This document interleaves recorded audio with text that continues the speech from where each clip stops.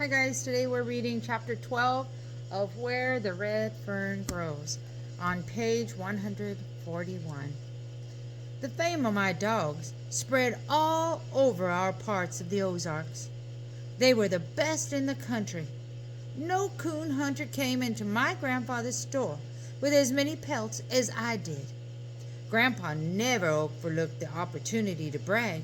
He told everyone the story of my dogs and the part he had played in getting them. Many was the time some farmer coming to our home would say, "Your grandpa was telling me you got 3 big coons over in Peabine Hollow the other night."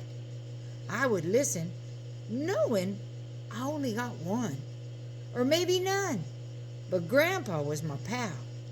If he said I got 10 in one tree, it was just that way.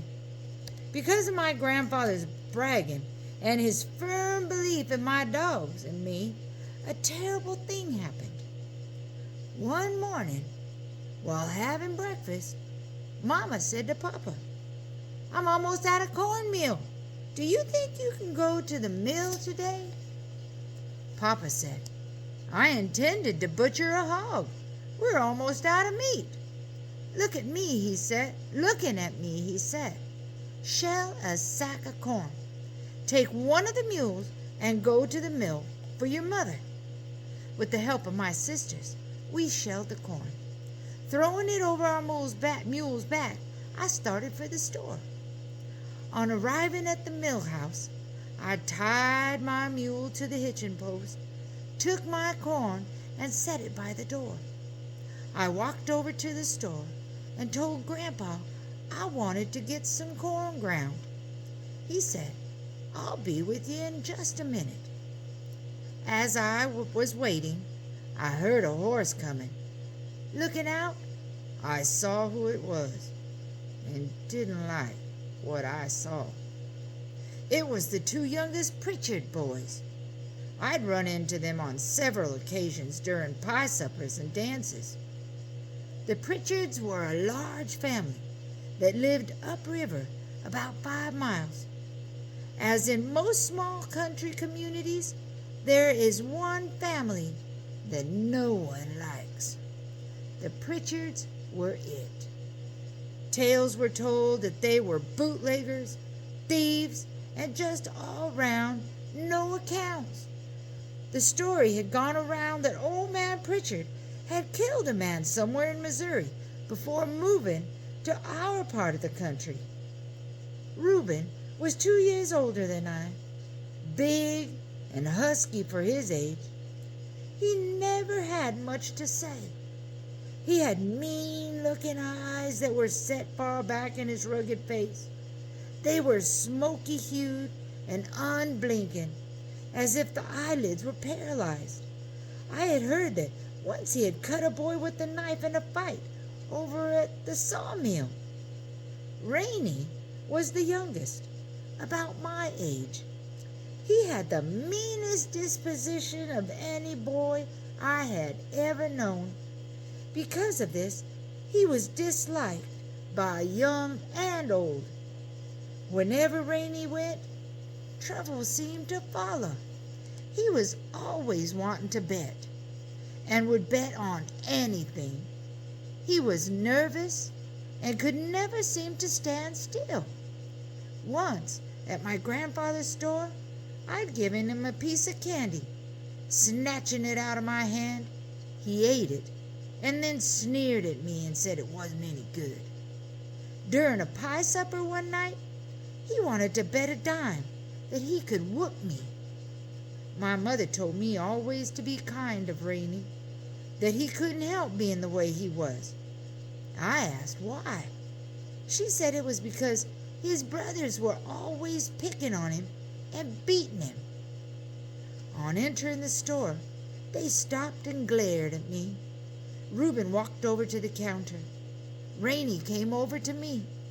Leering at me, he said, "I'd like to make a bet with you." I told him I didn't want to bet.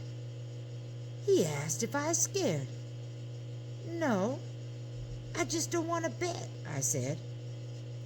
His neck and ears looked as though they hadn't been washed in months.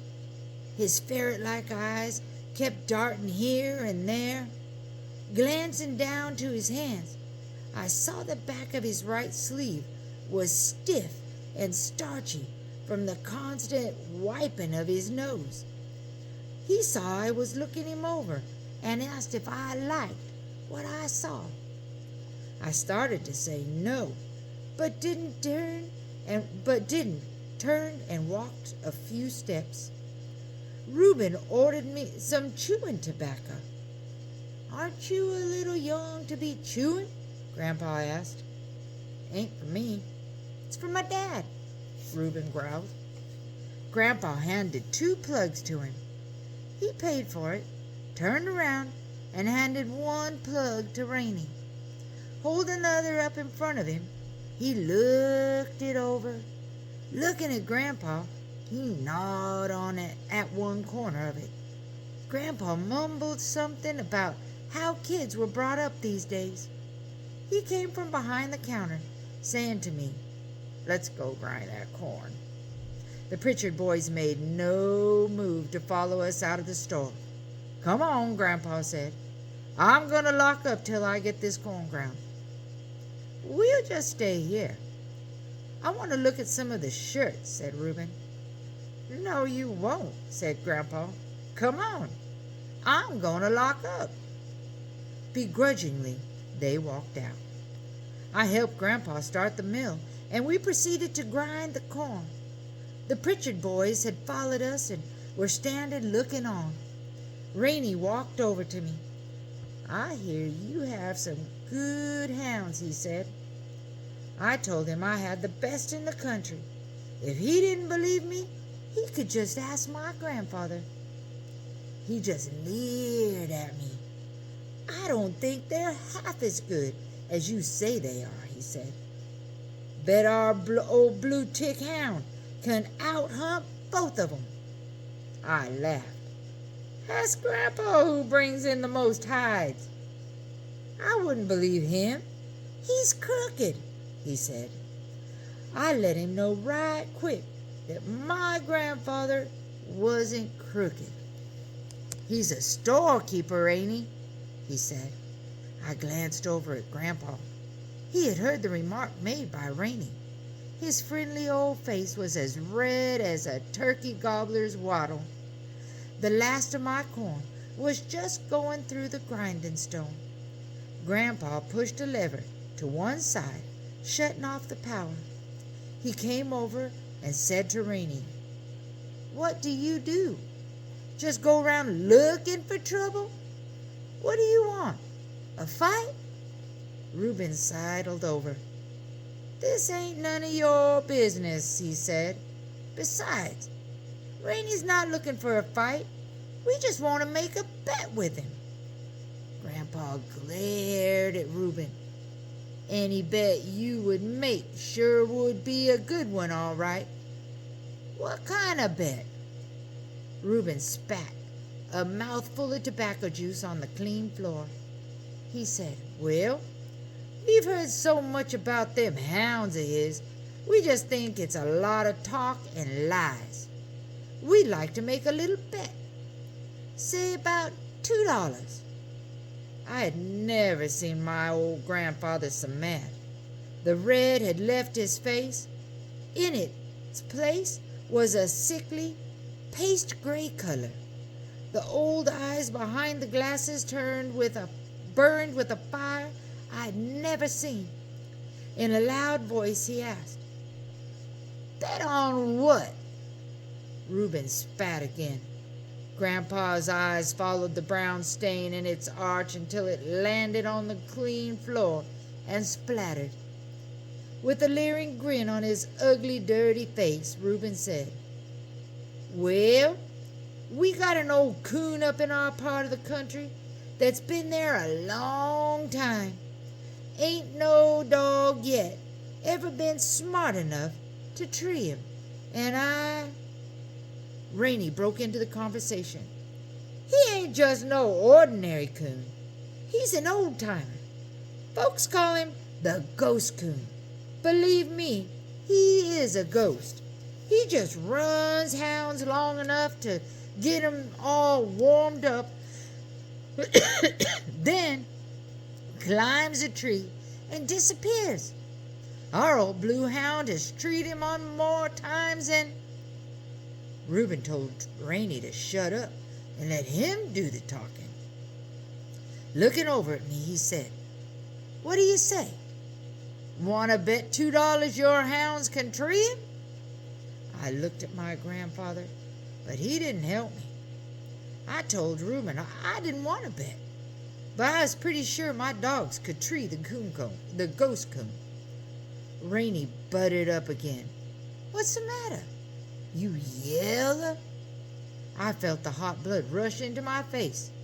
My stomach felt like something alive was crawling in it. I doubled up my right fist and was at the point of hitting Rainey in one of his eyes when I felt my grandfather's hand on my shoulder. I looked up. His eyes flashed as he looked at me.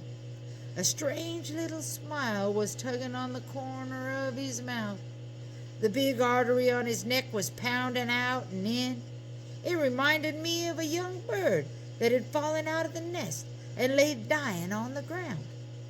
Still looking at me, he reached back and took his billfold from his pocket, saying, "Let's call that bet."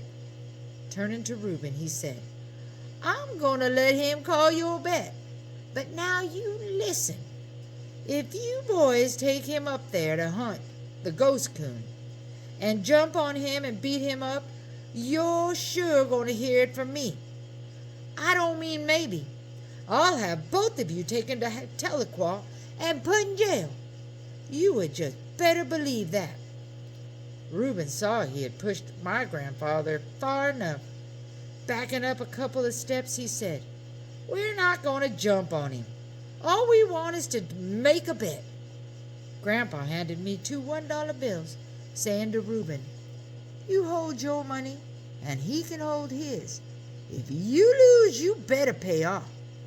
Looking back at me, he said, "Son, if you lose, pay off." I nodded my head. I asked Reuben when he wanted me to come up for the hunt. He thought for a minute. "You know where that old log slide comes out from the hills onto the road?" he asked. I nodded. "We'll meet you there tomorrow night, about dark," he said. It was fine with me, I said, but I told him not to bring his hounds because mine wouldn't hunt with other dogs. He said he wouldn't. I agreed to bring my axe and lantern. As they turned to leave, Rainey smirked. "Sucker," he said.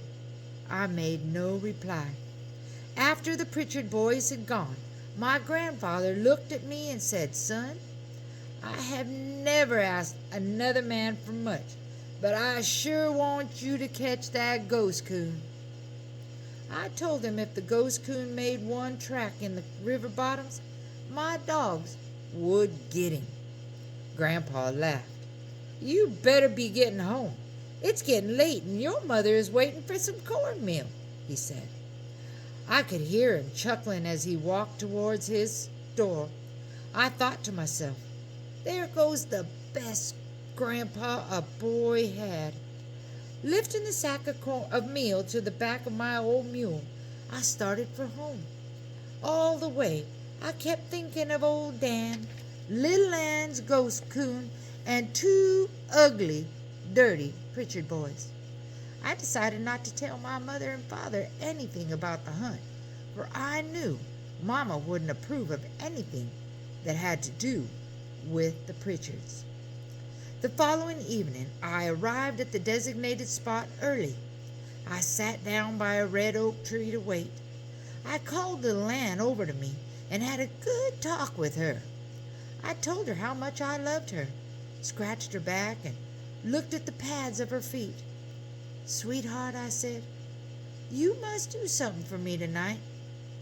I want you to tree the ghost coon, for it means so much to Grandpa and me."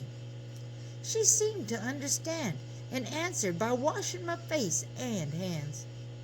I tried to talk to old Dan, but I may as well have talked to a stump for all the attention he paid to me. He kept walking around, sniffing here and there. He couldn't understand why we were waiting. He was wanting to hunt. Reuben and Rainey showed up just at dark. Both had sneers on their face. "Are you ready?" Reuben asked. "Yes," I said, and asked him which way was the best to go. "Let's go down river a way and work up," he said. "We're sure to strike him some coming up river, and that way we've got the wind in our favor." "Are these the hounds that we've been hearing so much about?" Rainey asked. I nodded.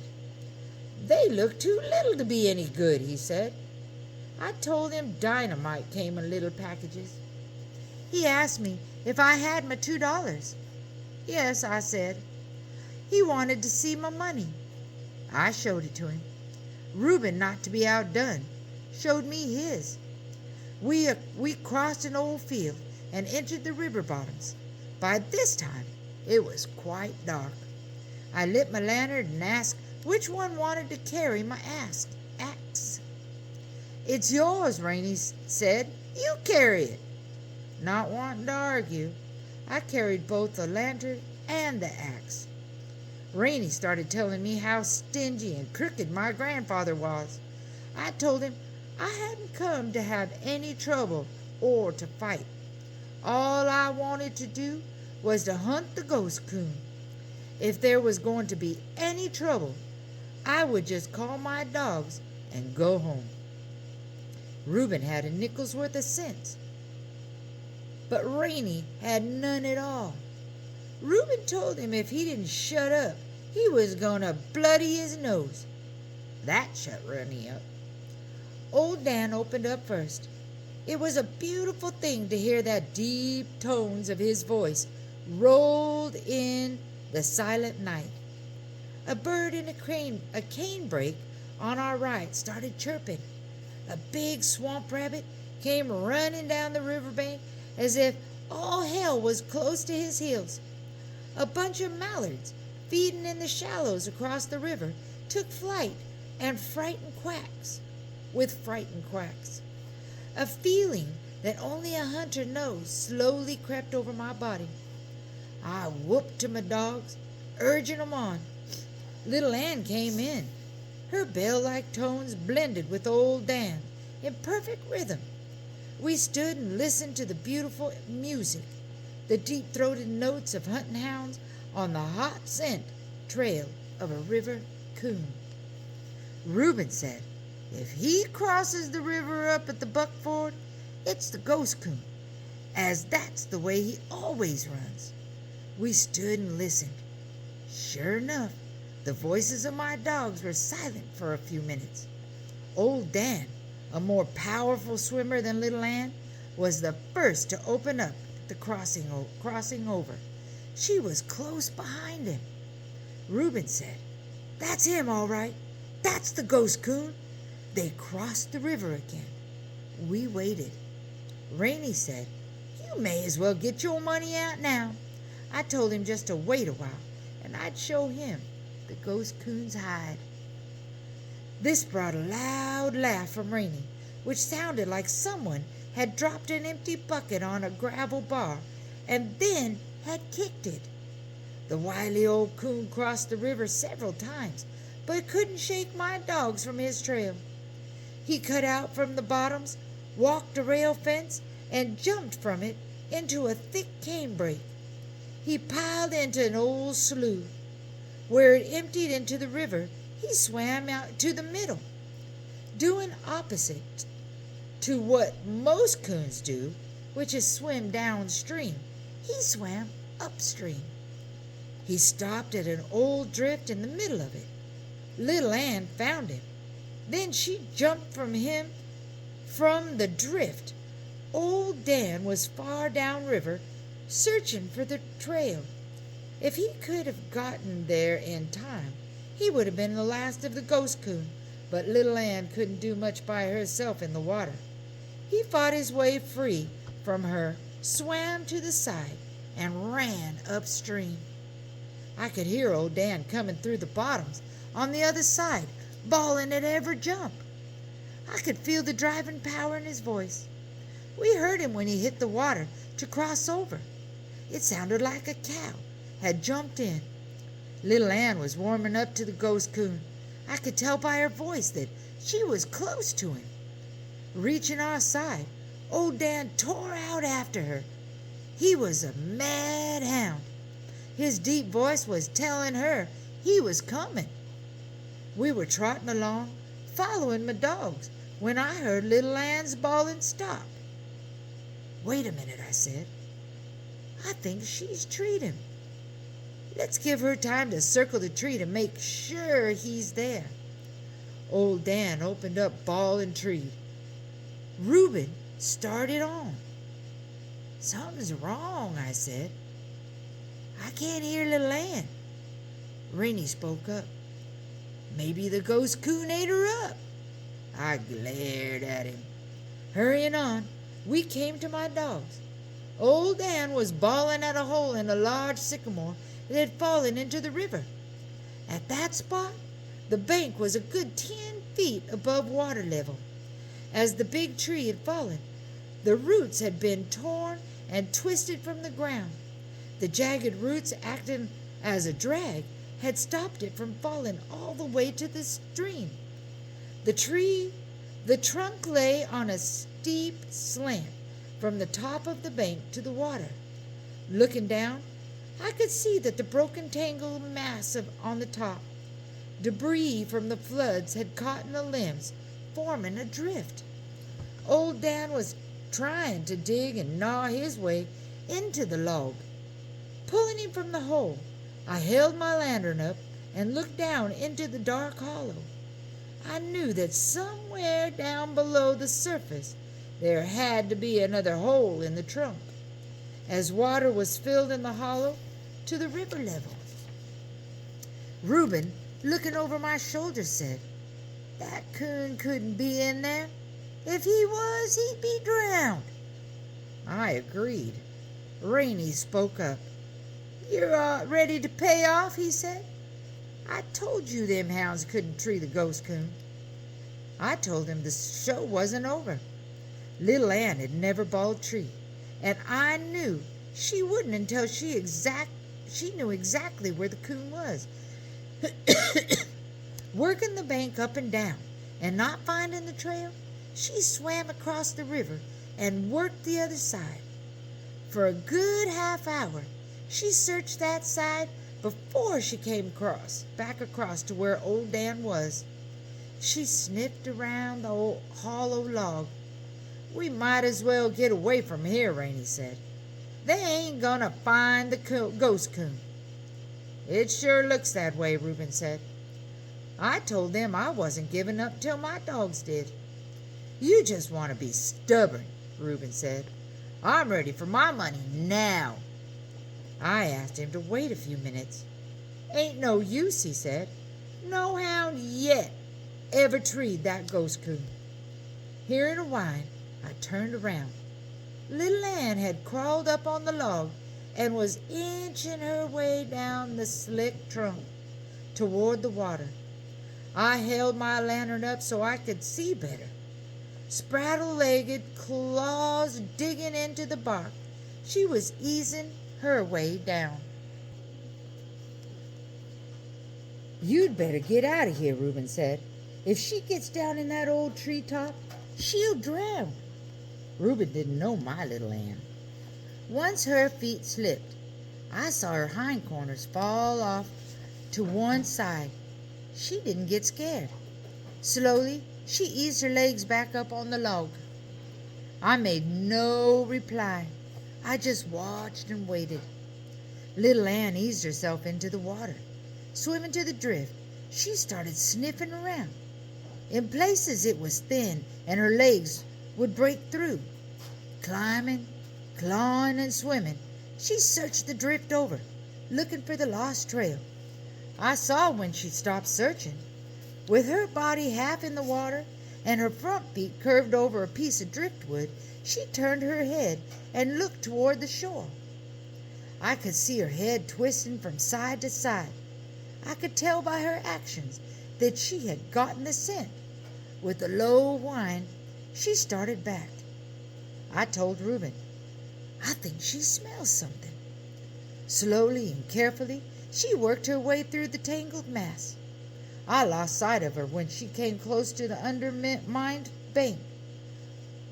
She wormed her way under the overhanging. I could hear her clawing and wallowing around, and then all hell broke loose. Out from under the bank came the biggest coon I had ever seen, the ghost coon. He came right out over Little Ann. She caught him in the old treetop. I knew she was no match for him in that tangled mass of limbs and logs. He followed his way free and swam for the opposite bank. She was right behind him. Old Dan didn't wait, lift, or listen. He piled off the 10-foot bank and disappeared from sight. I looked for him. I knew he was tangled in the debris under the surface. I started to take off my overalls, but stopped when I saw his red head shoot up out of the water. Bawling and clawing his way free of the limbs and logs, he was on his way. On reaching midstream, the ghost coon headed down river with Little Ann still on his tail. We ran down the riverbank. I could see my dogs clearly in the moonlight. The ghost coon was about 15 feet ahead of Little Ann. About 25 yards behind then came Old Dan, trying so hard to catch up. I whooped to him. Reuben grabbed a pole, saying, "He may come out on this side." Knowing the ghost coon was desperate, I wondered what he would do. Reaching a gravel bar below the high bank, we ran out onto it, to the water's edge. Then the ghost coon did something I never expected. Coming even with us, he turned from midstream and came straight for us. I heard Reuben yell, "Here he comes!" He churned his way through the shallows and ran between us. Reuben swung his pole, missed the coon, and almost hit Little Ann.